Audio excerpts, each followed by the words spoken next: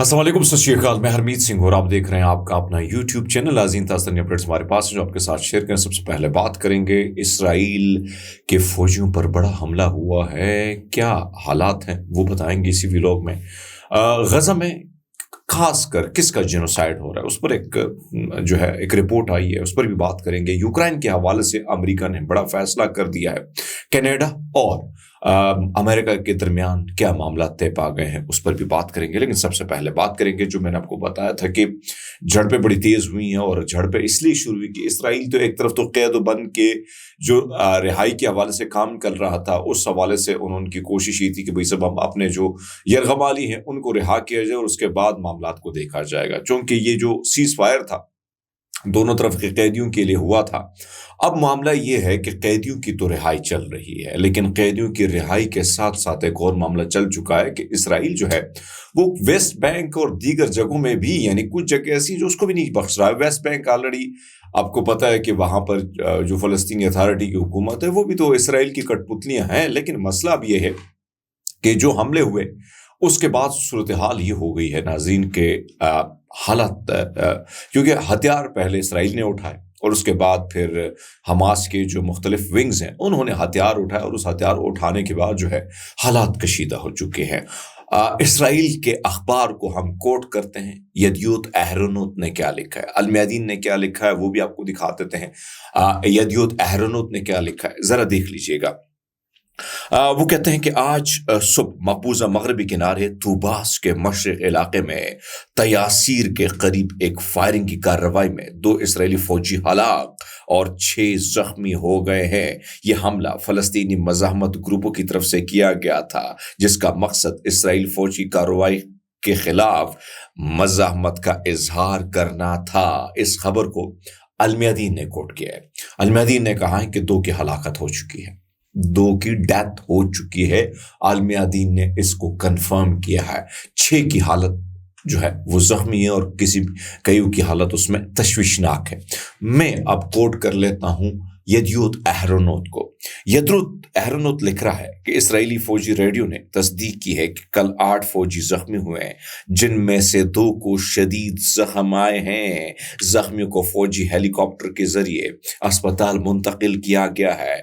मगरबी किनारे में कशीदगी। इसराइली मीडिया ने रिपोर्ट की कि फायरिंग का वाकया एक गांव के करीब पेश आया, जहां इसराइली फौज शुमाली मगरब के किनारे पर अपनी जारियत के तहत कार्रवाई कर रही थी। इसराइली मीडिया ने मजीद बताया कि तीसरे इलाके में एक फलस्तीनी शख्स इसराइली फौजों के दरमियान मुसल्लह तसादुम हुआ, जिसके नतीजे में इसराइली फोर्सेस में हलाकतें और जख्मी हुई। अब देखें 2 रिपोर्ट्स हैं।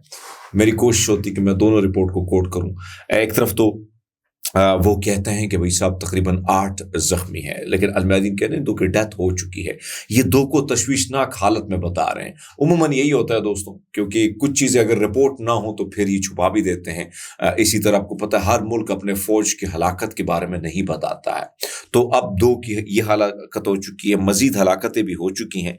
उन्होंने फिर ये बात तस्दीक की। तो एक तरफ तो ये सिचुएशन है, यानी हालात आपके सामने है कि हालात दोबारा जो है कशीदा हो चुके हैं। अब आपको बताते चले कि माइकल मोर जो कि अमरीकी हिदायतकार हैं, प्रोड्यूसर हैं, उन्होंने इल्जाम आयद किया। उन्हें कहा कि मार्केटिंग की कोशिश ने गजा में होने वाली नस्ल कुशी और नस्ली सफाई को छुपाया है। आलमी ताकतें इसमें शामिल हैं। वहां जो नस्ल कुशी हुई है उसको मीडिया के जरिए नहीं दिखाया जा रहा, छुपाने की कोशिश की जा रही है।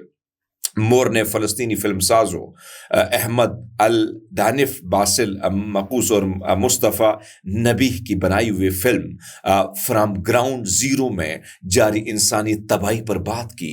ये फिल्म अमेरिका में तकसीम की गई और इसमें 22 मुख्तसर फिल्में शामिल हैं जो दस्तावेजी, ड्रामा, एक्शन और एनिमेशन जो है मुख्तलिफ इस पर बनी है। उसने अपने पोस्ट में मोर ने लिखा कि भाई साहब इन मुसन्निफीन ने यानी फिल्मकारों ने जिस अंदाज में इस फिल्म को बड़े मुश्किल अंदाज में जो है वो रियलिटी पर मबनी चीज़ें पहुंचाई, हम सबको ये खिदमात अंजाम देनी चाहिए। लेकिन अनफॉर्चुनेटली एक माफिया है जो नहीं चाहता कि आवाम तक ये सारी चीज़ें जो है सामने आए। दूसरे में आपको बताते चलें कि इस वक्त जो सूरत हाल है, यानी اسرائیلی فوج نے غزہ میں خواتین پر حملے یعنی نسل کشی کے ہتھیار کے طور پر استعمال کیا۔ اس بات کا انکشاف اقوام متحدہ کی خصوصی نمائندہ ریم السلیم نے کیا۔ خواتین اور لڑکیوں کے خلاف تشدد کے لیے اقوام متحدہ UN کی خاص نمائندہ ریم السلیم نے کہا کہ اسرائیل کی مقبوضہ فوج خواتین کے قتل اور تولیدی صحت کو نسل کشی کے ہتھیار کے طور پر استعمال کر رہی ہے۔ میں نے آپ کو بتایا تھا کہ اس حوالے سے ایک رپورٹ اس سے پہلے بھی آئی تھی جس کے حوالے سے میں نے ذکر کیا تھا۔ غیر ملکی خبر رسائی ادارے کی رپورٹ کہتی ہے کہ ایک بیان میں انہوں نے کہا کہ غزہ میں خواتین پر اسرائیلی حملے منظم نسل کشی حکمت عملی کا حصہ ہے۔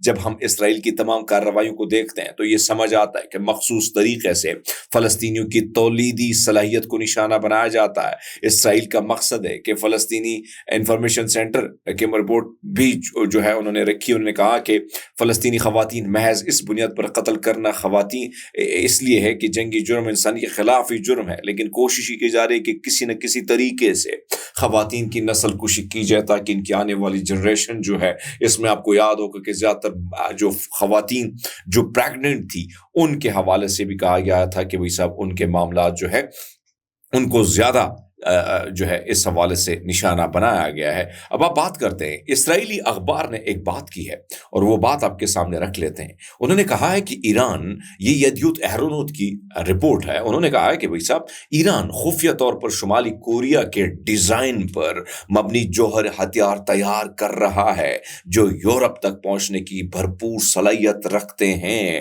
National council of resistance of جو ہے ایران کی رپورٹ کے مطابق تہران اپنی جوہری ہتھیاروں کے پروگرام کو خفیہ طور پر بڑھا رہا ہے، جس میں 1800 میل تک مار کرنے والی میزائل کی حد ہے، اور یہ سہولتیں سیٹلائٹ لانچ سائٹس کے طور پر چھپائی گئی ہیں۔ اب یہ خبر کس نے چھاپی ہے؟ یدیوت اہرونوت نے چھاپی ہے، میں نے نہیں چھاپی، اس لیے میں آپ کے سامنے رکھ رہا ہوں۔ وہ کہتے ہیں کہ وہ یورپ تک رسائی حاصل کرنا چاہتے ہیں، جو کہ بہت بڑی تشویش کی بات ہے۔ یدیوت اہرونوت نے لکھا کہ یہ ایک خطرناک مرحلہ ہے، ایران اگر اس میں کامیاب ہو جاتا ہے تو یقیناً یورپ کو بھی بچنا مشکل نہیں، ناممکن ہو جائے گا۔ یہ ان کی رپورٹ ہے۔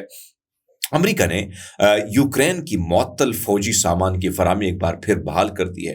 بین الاقوامی خبر رسائی ادارے کی رپورٹ کے مطابق حالیہ دنوں میں یوکرین کو فوجی سامان کی فراہمی مختصر عرصے کے لیے روکی گئی، تاہم اسے پھر بحال کر دیا گیا۔ روسی میڈیا کا کہنا ہے کہ امریکہ نے پہلے اس بات پر بھی غور کیا تھا کہ کیف کو فوجی سامان کی فراہمی مکمل طور پر بند کی جائے۔ ٹرمپ انتظامیہ اس معاملے پر اختلاف کا شکار ہے کہ آیا کیف کو کتنا اسلحہ فراہم کیا جائے۔ دوسرے نے امریکی صدر ڈونلڈ ٹرمپ نے US ایڈ کو محکمہ خارجہ میں ضم کرنے پر غور کر رہے ہیں۔ امریکی ایجنسی برائے بین الاقوامی ترقی US ایڈ کو بند کرنے کا عندیہ دیتے ہوئے 2 اعلیٰ سیکیورٹی افسران کو جبری چھٹی پر بھیج دیا گیا ہے۔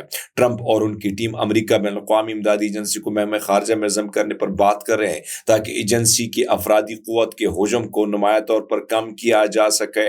وائٹ ہاؤس کے ایک نامعلوم اہلکار رائٹر کو بتایا کہ ٹرمپ انتظامیہ US ایڈ کو بہتر بنانے کے ٹرمپ کے منصوبے پر جلد کانگریس کو اطلاع جو ہے وہ بھیجے گی۔ صورتحال آپ کے سامنے ہے، یہی وہ US ایڈ ہے جس کے ذریعے دنیا بھر میں امداد کا معاملات جو ہے وہ چلتے ہیں، لیکن ایلون ماسک نے اس کو ایک دہشت گرد تنظیم کا نام دیا ہے۔ تو دیکھنا یہ ہے کہ US ایڈ کے ساتھ کیا ہوتا ہے، وہ بھی ہم آپ کے سامنے رکھیں۔ اب تک کے لیے اتنا ہی، بہت سارا خیال رکھیے گا، بہت شکریہ۔